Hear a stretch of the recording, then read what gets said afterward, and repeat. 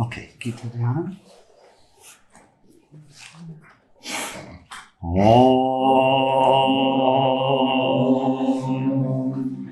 O Bhagavad Gita, by which Arjuna was illumined by Lord Krishna himself, and which was composed of 18 chapters within the Mahabharata by the ancient sage Vyasa. O Divine Mother, destroyer of rebirth, who showers the nectar of oneness upon us. O Bhagavad Gita, my affectionate mother, on thee I meditate. All the Upanishads are the cows. The milker is the cowherd boy, Krishna. Arjuna is the calf.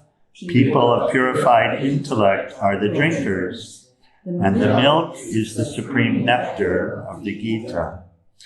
My salutations to the Lord, who is the source of supreme bliss, whose grace makes the mute eloquent and the crippled cross mountains. Hari Om Tat Sat.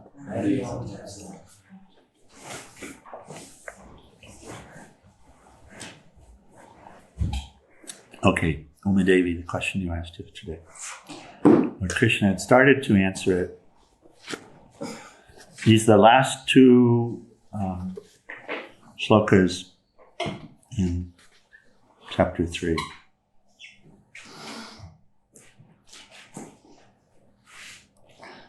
We'll read this translation and then pick up Swami Venkatesananda.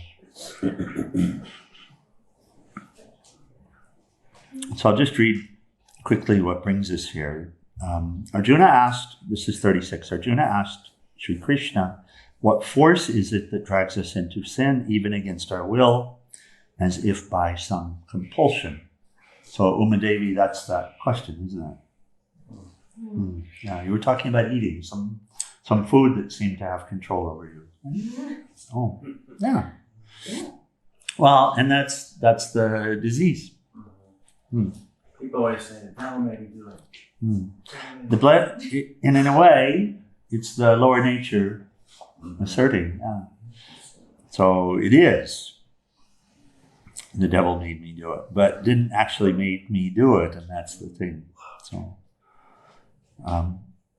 the Blessed Lord answered. Blessed Lord said, "Know that the enemy here on earth, is personal desire and anger, which arise from the all-consuming Rajasic guna.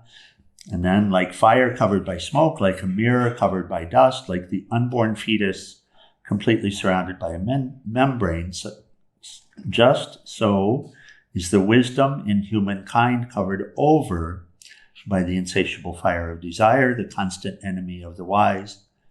So, and then the senses, mind, and intellect are the seat of desire. It is this desire that veils wisdom and deludes people.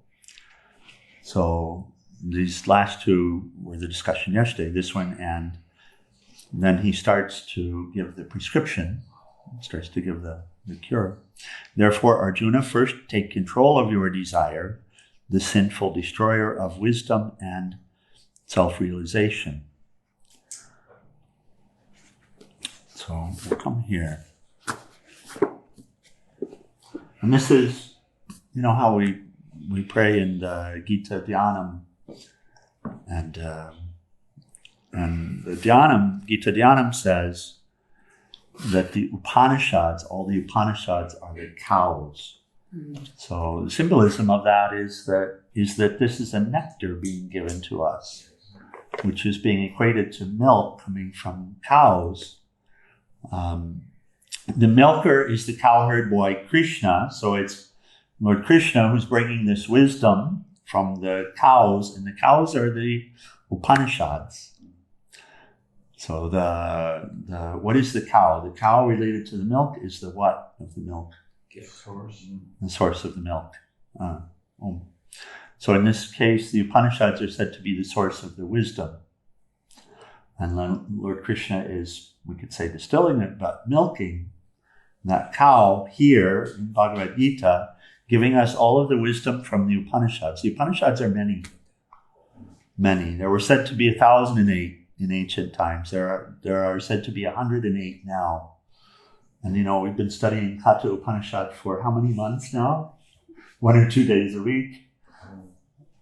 A couple of shlokas, a couple of sutras a week, like that, for months, 6 months, something like that. So that's one of the 108. Now, Katha Upanishad is a principal one, but here again we get, in this next shloka, coming direct from Upanishad. So he's selected, as it were, specific wisdom in order to address this Arjuna disease. And the question you're asking about is the Arjuna disease. Is how is it that we hear what you're saying, but how is it that we keep losing ourselves to the senses and the sense objects? Right? So, therefore, Arjuna, controlling the senses first, do thou this sinful thing, do thou kill this sinful thing, the destroyer of knowledge and realization. A little different translation of that last shloka. And then they say that the senses are superior. And superior to the senses is the mind, superior to the mind is the intellect. One who is superior even to the intellect is the self, capital S, self. We'll discuss in the commentary. This is the discussion this morning. Thus, knowing him who is superior to the intellect and restraining the self by the self, slay thou, O Arjuna, the enemy in the form of desire, which is hard to conquer. We'll read the commentary first and then discuss more from a very practical sense. Here's what Swamiji says. He says, the subtle has greater power over the gross, which cannot limit the former. The gross cannot limit the subtle. Subtle has the greatest power. Of the 5 elements, what is the most powerful? Ether. Why? Subtle. It's the most pervasive of all of them, right? And nothing stops it. Nothing rules over it, right? In this physical world, nothing rules over space, correct? Space asserts its will, in fact, over everything. It asserts its will over air, over water, over fire, over earth. It's in all of them. And actually what science has discovered is that space is the underlying essence.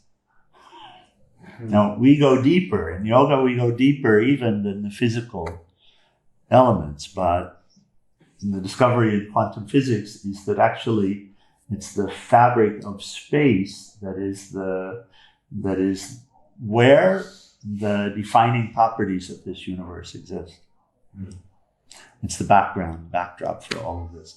So of the 5 elements, space is the most powerful. When you put a rock and water together, who wins?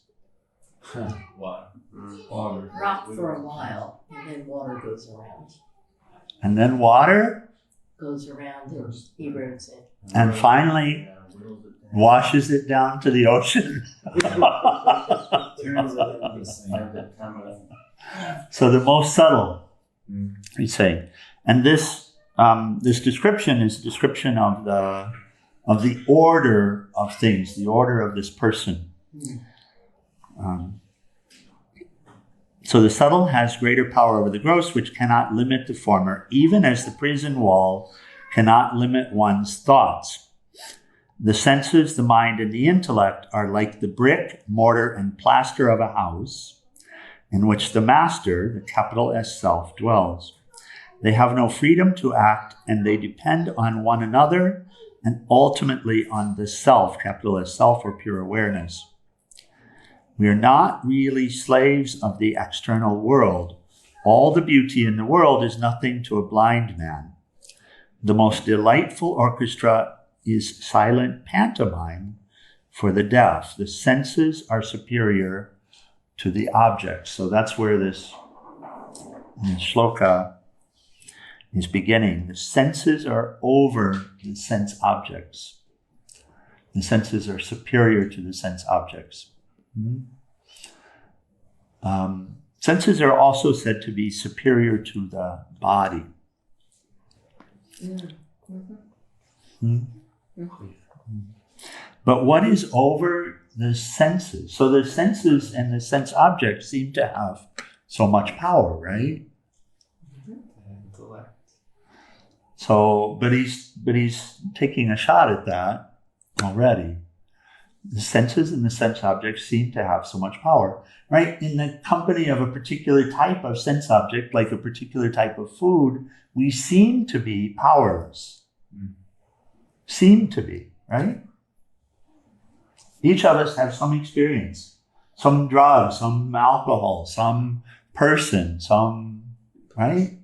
Some sense object that seems to have power over us. We had the experience? So everyone can touch something? Touch it? Okay. But the question is, does it really? And here, these shlokas are turning this around to help us to see how to change the order back, how to bring it back to a natural order. In fact, the senses are over the object. How? Well, if there's an object of sight that is, so a person, a form, a place, whatever it is, something that's seen that seems to have power over you, how do you negate that power? Look away. Close the eyes. So the senses are actually over the object, right?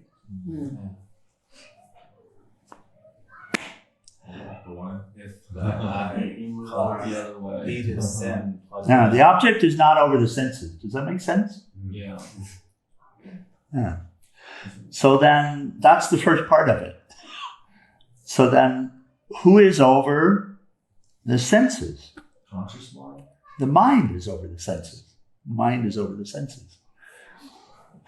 And in fact, what we're experiencing is the pull is in the mind, isn't it? It's not in the senses, correct? No. Okay. Yes, because even when you close your eyes, the mind can still be pulled. Right. Their body might not want it at all. You can imagine. And that object imagined can have the same power that the object seen has. Or more. Right? Or more. Oh. So the mind is over the senses. And then continues with the chain. So first he says, related to the senses and the sense objects, we're not really slaves of the external world. We're not really. It seems like it, but we're not. Can you see it? So he says, all the beauty in the world, all the things that might divert us or might draw us are nothing to a blind person. The most delightful orchestra is silent pantomime for the deaf. So the senses are over the objects. That's where it starts. Does that make sense? What can the senses do if the mind switches off the inner controls? When you're intently listening to a soft whisper of your beloved, remember who the beloved is. Speaking of the beloved, when you're intently listening to a soft whisper of your beloved, you do not see the person standing in front of you. Now, it can be also physical beloved, just to catch it. Just to catch it. So if we're in a partnership or we can relate to a partnership, you can see the same. That your beloved is there, the one that you're living for, the one that you're trying to please. Can you relate? And their whisper, in their company, that object doesn't have the same power. There's another way to relate to it, which is when the mind is occupied, when the mind is focused. So maybe an example is cutting vegetables or fruit or something like that in the kitchen. And I think we've all noticed this. When the mind is occupied on the task, and let's say that the sharp knife in the hand cuts a finger. Has that ever happened? Something like that? Mm-hmm. But the mind is absorbed in the task at hand. Do we notice the finger being cut? No. Not until you recognize. Right? Not right away, correct? So if the senses are superior to the mind, then how is it that you wouldn't notice it right away?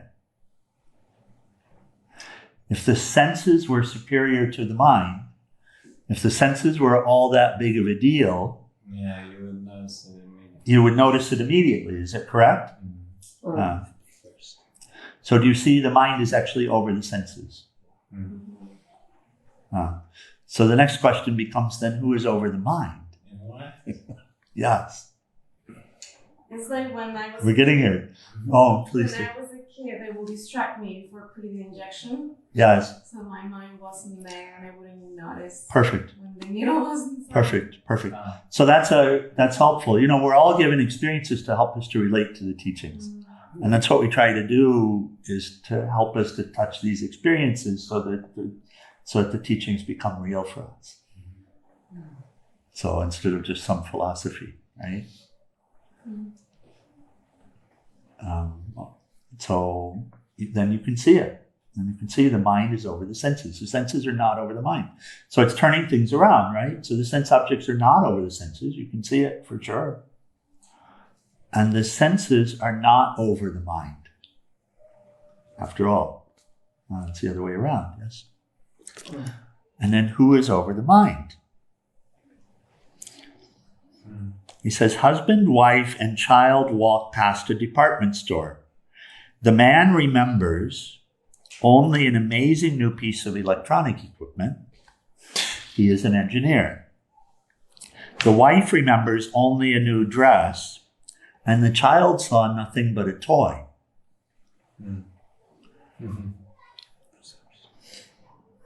The intellect provided the scale of values. The mind, acting on this, directed the senses to work on the scene in front. Have you noticed this? That you walk past a scene, you're walking maybe with someone else, and then you talk about what it was afterwards? And have you noticed that you see two different things? Right? So you're seeing only what you want to see. Only what you're drawn to see. And who's choosing that? The chooser. The chooser. So you see, the intellect is over the mind. Now, when we enter spiritual path, for example, and we choose to sit for meditation, and every one of us who go through this have this experience. In the beginning of the process, there will be all sorts of problems, all sorts of pains, all the noises outside, all the troublemakers out there that are doing things. And then the body itself will be a troublemaker because there will be this itch here or this pain there. But the one who has the commitment, and where is the commitment made? Harry, where is that commitment made? It's made in the intellect, right? Conscious mind, conscious choice, yes? You say, I chose to meditate. And after a few years, what happens? You meditate. You sit, you've established control of the mind. And therefore, control of the senses, and therefore, control of the sense objects. So you see, it's a conscious choice. Is that intellect called the buddhi? Yes. Yes. Di or buddhi. Buddhi, often it's called buddhi, but it's a little bit of a misnomer. Di. Buddhi means the enlightened intellect. You put the boo. That's what in front of the Buddha. D. That's what Buddha means. Yeah. When you put the light in front of the intellect, and that's where we're going with this. That's how to have control of one's life. Is to put the light over the intellect. And then it's called buddhi, and then at some point you're called a Buddha. Which we talk about when you have the Buddha thing really raging. The Buddhist thing really raging. We say, no, replace with Buddha.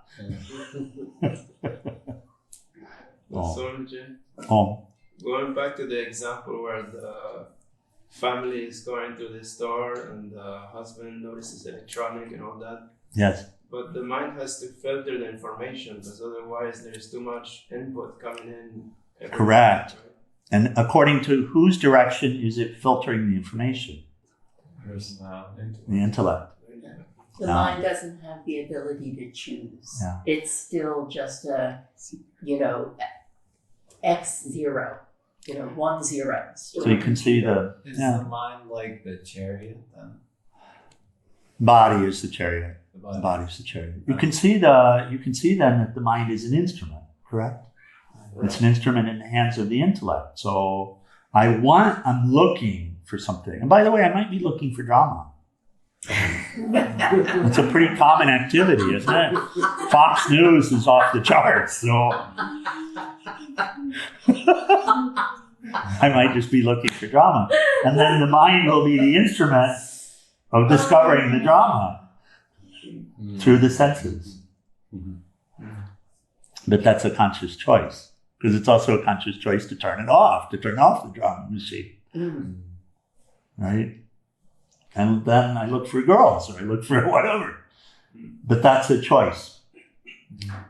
And then it's as if it's really laser focused on that choice, if that's clearly most important, whatever it is, then the mind, it's as if nothing else is even registering on the screen of the mind.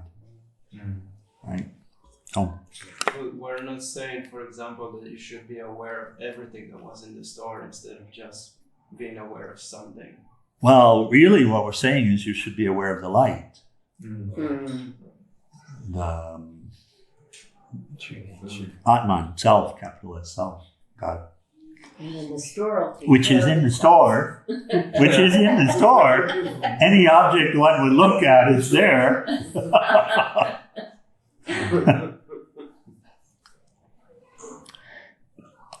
So, the intellect is the governor. Behind even this light that illumines our inner world, there is the light of lights, the self or spark of God, in whose borrowed light the intellect shines. If we learn to appeal to him in meditation, he will so illumine the intellect that it will present the divine scale of values for the mind and senses to act upon. The self restrains the self on account of its indivisibility. The capital S self restrains the self on account of its indivisibility. So, again, it's a choice made by conscious mind. And it really does have to do with identity, how we identify ourselves, what it is that we see that we're lacking. And all of these are questions for conscious mind. What am I missing? What's important? What's most important? And whatever is most important, the rest of the instruments will fall in line behind that search. Yeah. And so if we're wandering and we're not sure what is most important, then we're in a state where the habitual nature will really be in charge. But that's a choice too. Yeah, it's supposed to rain. Should we close the windows? Yeah, we should close them. It's supposed to rain hard at some point. Nothing else. Do you mind if I run here? Go for it. Go for it. You should get it. So does that resonate? And this is where, Swami Shivananda, and this might sound trite, but he says God is a question of supply and demand. Where there's demand, there's supply. So we're dealing with a light which is. Do we have to do something? I was gonna maybe close the bathroom window. Is it gonna rain? No. Sideways, no, don't worry. Only the top. Only the top.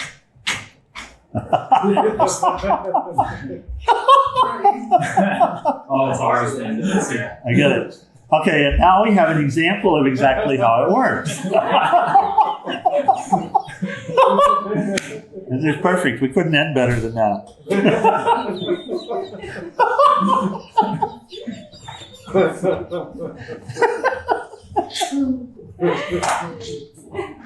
Oh no, Shiva. Oh,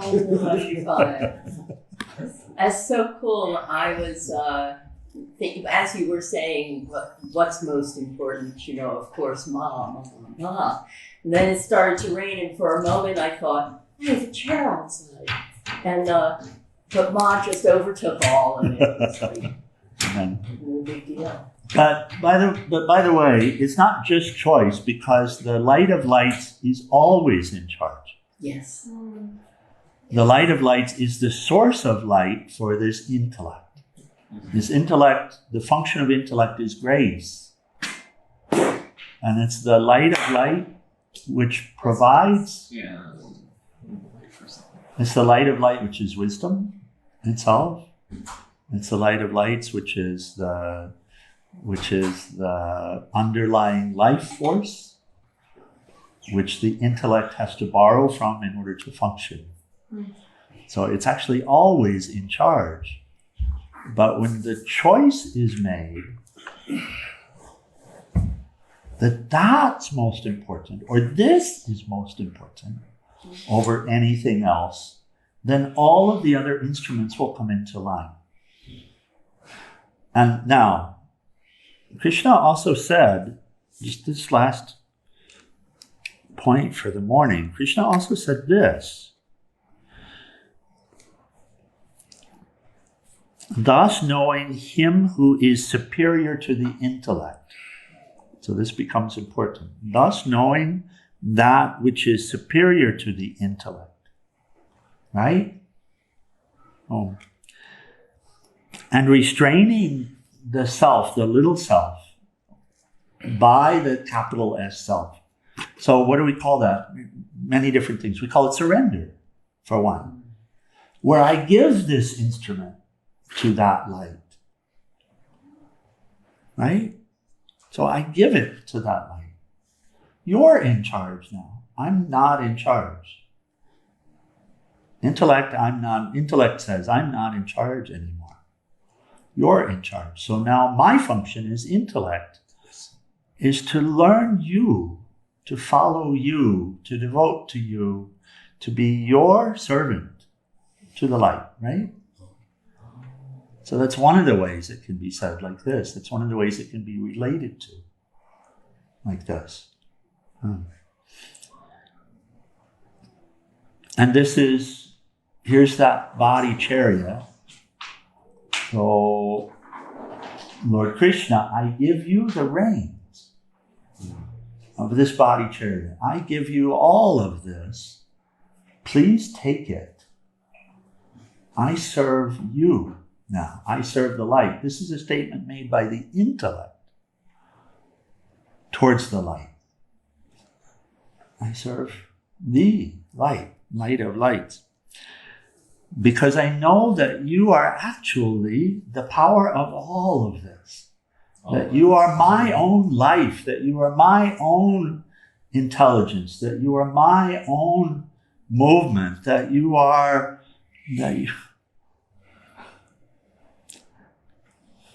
these cells and the vibration in these cells are thine. That all is thine. And I know that I got out of order. I know that I got it backwards. This is this intellect speaking, right? This is this dawning of the light in the intellect. I know that I got it all wrong. And I know it's you who are in me, who are me, not separate from me. You are me. And I am thee. And so life apart is not worth it. I don't wish to live a life apart again. So it's a way of relating to what's being shared here. And so thus knowing who is superior to the intellect. And our identity in this person is with the intellect. We'll see that where we're most identified is as this choosing. So that is the intellect. And restraining the self by the self. So I give all of this. So you run it. I listen to you. I see you. I feel you. I smell you. I taste you everywhere. And so please take this. And then I become an active instrument, first of surrender, of controlling, but who am I listening to now? I'm only listening to the highest teachings, right? I'm only listening to the virtuous guidance that's coming through. I'm only listening to Master Shivananda saying, be good, do good. Be kind, be compassionate. Love all, serve all. This is the only voice I listen to anymore. The other voices are there, but they're noise. They're lower voices. Right? And eventually, even those voices, they come into union with the highest voice calling.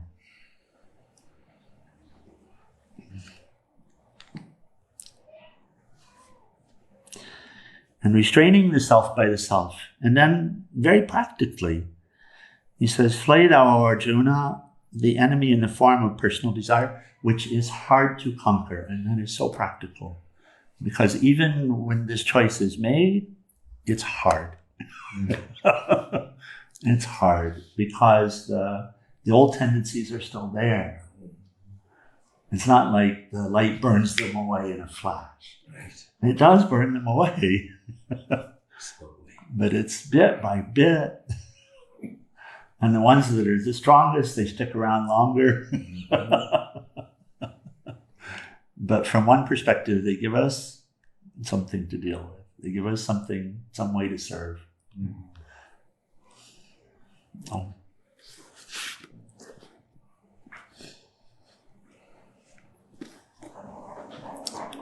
Okay.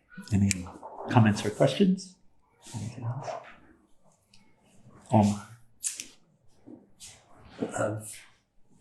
I use the word intuition in Yes. this, but the intuition, the all-knowing, it's because the intuition really is the self. The intuition is the capital S self. Yes. Yeah. And super consciousness is the capital The S self. calling. That is the capital S self. Yeah. I found that the beginning of these endeavors are really, really like painstakingly difficult. But then once you actually do a little bit of it and you see like, wow, joyfully and serving without all the garbage in your mind is great. Yes. And then you like feel just elated and you're like, it's like a little bit of encouragement whenever that other voice comes that says, get in bed. I don't want to do any of this stuff today. And it seems very firm and it seems like that's who I am in that moment. But then it's a little bit easier to remember, wait a second. Oh, that's not Something's going wrong here, red alert. But it can relate to different things. Like if I'm really attracted towards a sense object, but I have something else that I've found that I like spiritually, like get obsessed with that or detach, attach. it's turning the intellect Yeah. from what used to be of interest. Yeah. Oh, that's the process. Such a beautiful formula for that. That's the process. Oh, okay. So we'll close with final prayers in our retreat. Page 174.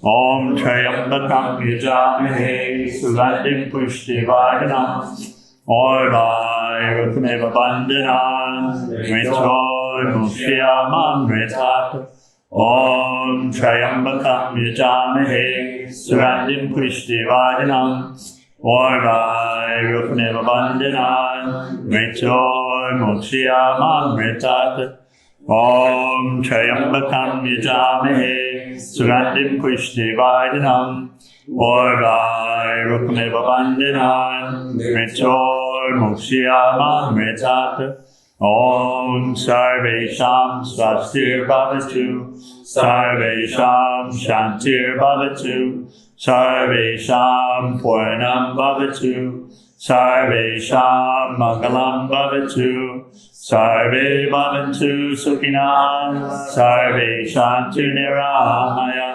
Sarve Bhadrani Pashyanto Ma Kashit Upabhat Bhave Asato Ma Sakgamaya Tamaso Ma Jyotirgamaya Mrityor Ma Mritam Gamaya Om Purnamada Purnamidam Purnamudachyate Purnasya Purnamadaya Purnameva Vasishyate Om Shanti Shanti Shanti.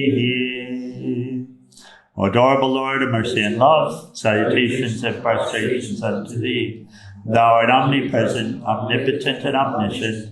Thou art Satchidananda. Thou art existence, knowledge, and bliss absolute. Thou art the indweller of all beings. Grant us an understanding heart, equal vision, balanced mind, faith, devotion, and wisdom. Grant us inner purity and strength to resist temptation and to control the mind.